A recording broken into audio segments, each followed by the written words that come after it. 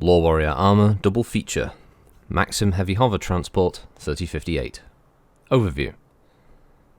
The Maxim's manoeuvrability and unique weapons mix have made it one of the most respected vehicles on the modern battlefield.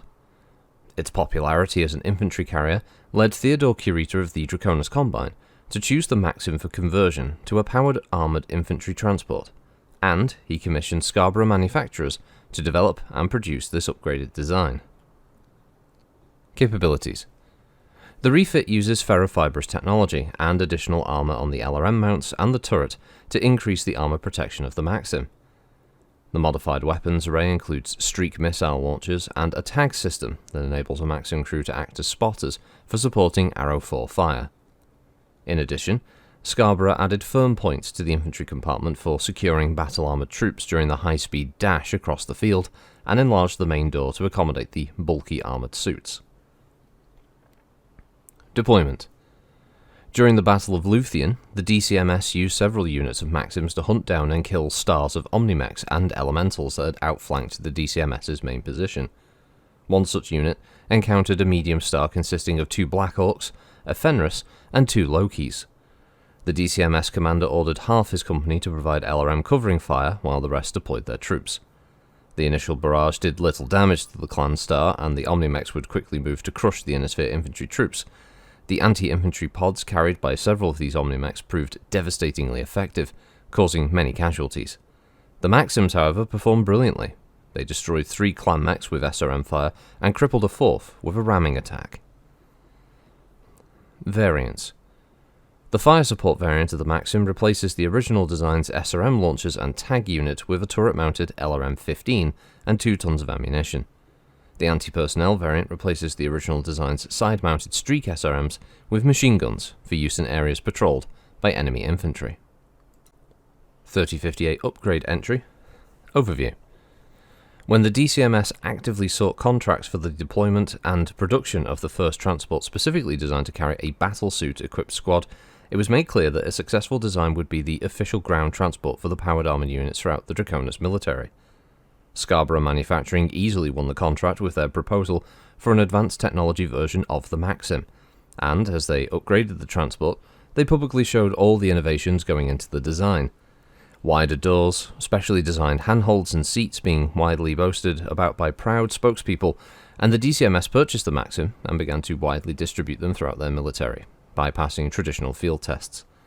It wasn't until a Smoke Jaguar Nova raided McAllister within a week of general distribution that a major flaw in this new design became plainly evident. The transport lacked the capability to carry an entire squad of battle armour without losing precious speed.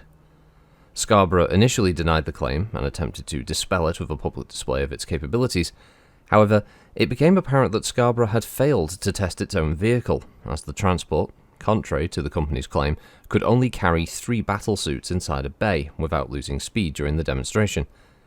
Afterwards, Scarborough quickly went back to the drawing board, and the DCMS quietly began to modify already purchased units. Capabilities. Sticking to the proven layout of the original, the upgraded Maxim keeps the brutal close-in support needed to ensure its cargo can disperse safely. A turret-mounted SRM-6 provides the bulk of its weaponry, backed up by a pair of smaller but more accurate Streak 2 packs and a pair of machine guns.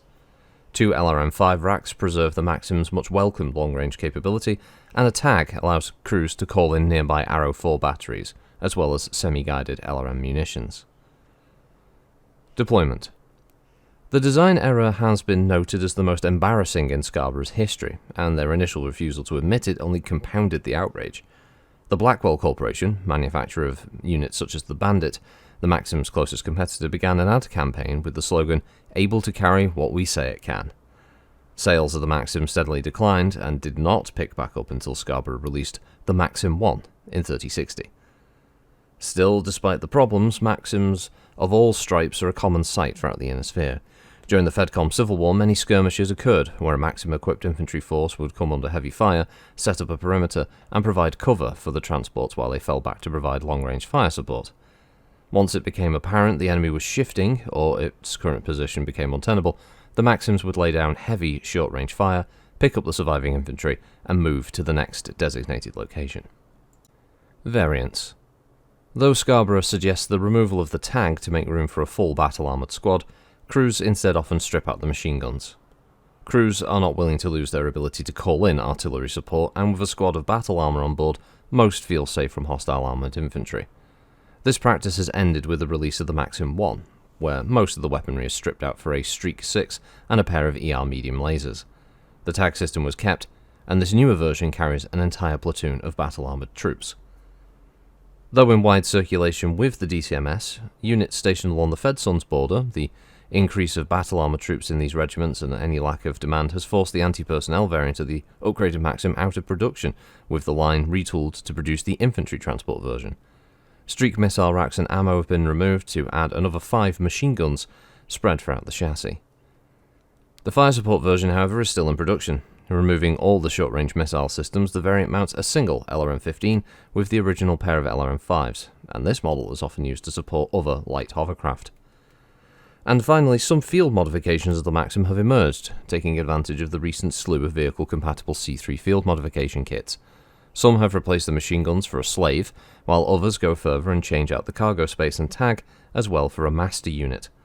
The most extreme version is the Maxim 1, with a pair of C3 masters, in charge of other similarly modified hover tanks and VTOLs. And that about wraps up the description. It's a 50-ton hover vehicle, with a power plant is the PowerTech 165 High Lift. Its cruising speed is 86 kph and its flank speed is 130 kph. Its armour is ProtectTech Mark 6. Standard armament is 1 TLOS 6 SRM launcher, 2 Longfire 5 LRM launchers, and 2 Guided Technologies Streak 2 missile launchers. Finally, with 2 Bulldog miniguns. Manufactured by Scarborough Manufacturing on Al Nahia. Its communication system is the Scarborough Talkie 2, and its targeting and tracking is the Scarborough Tracky 1 with tag. Stats-wise, this translates to a vehicle that is an ICE-powered mover of 8 and 12 with flank. It has 10 heatsinks, which is all it needs. Its armour is 25 on the front, 23 on the sides, 16 on the rear, and 21 on the turret, which is fairly well protected for a 50-ton vehicle. And especially one as well armoured as this, with a SRM-6 in the turret, the ammo is such in the body, the Streak launchers, one on the left and one on the right, with ammunition in the body more than ample, about 50 shots. 2 LRM-5s, both located in the front, with 24 shots split between them with the ammo in the body. 2 machine guns in the turret again, with enough ammunition also stored in the body. And the tag also located in the turret. And then the cargo infantry, which is considered 3 tons worth of its weight. Obviously, Maxims are one of those all-round useful vehicles in Battletech.